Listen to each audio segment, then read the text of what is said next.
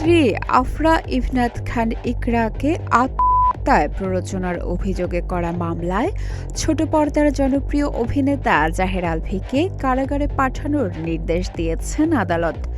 বৃহস্পতিবার ঢাকার আদালতে আত্মসমর্পণ করে জামিনের আবেদন করেন আলভী। শুনানি শেষে আদালত জামিন আবেদন নাকচ করে তাকে কারাগারে পাঠানোর আদেশ দেন। চলতি বছরের ২৮ ফেব্রুয়ারি রাজধানীর মিরপুর ডিওএইচএস এর বাসা থেকে আলভীর স্ত্রী ইকরার ঝুলন্ত মরদেহ উদ্ধার করা হয়। পরে ইকরাকে হাসপাতালে নেওয়া হলে চিকিৎসক তাকে মৃত ঘোষণা করেন। এই ঘটনার পর ইকরার বাবা মামলা করেন। এতে অভিযোগ করা হয় দীর্ঘদিন ধরে পারিবারিক কলহ, মানসিক নির্যাতন ও দাম্পত্য জীবনের নানা সমস্যার কারণে ইকরা চরম মানসিক চাপে ছিলেন। এসব কারণেই তিনি আত্মহত্যা করতে বাধ্য হয়েছেন।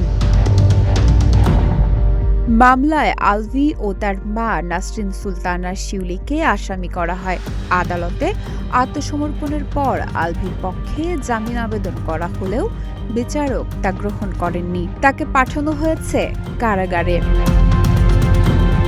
এদিকে আদালতের এই সিদ্ধান্তের পর বিষয়টি নিয়ে সামাজিক যোগাযোগ মাধ্যমে ব্যাপক আলোচনা শুরু হয়েছে।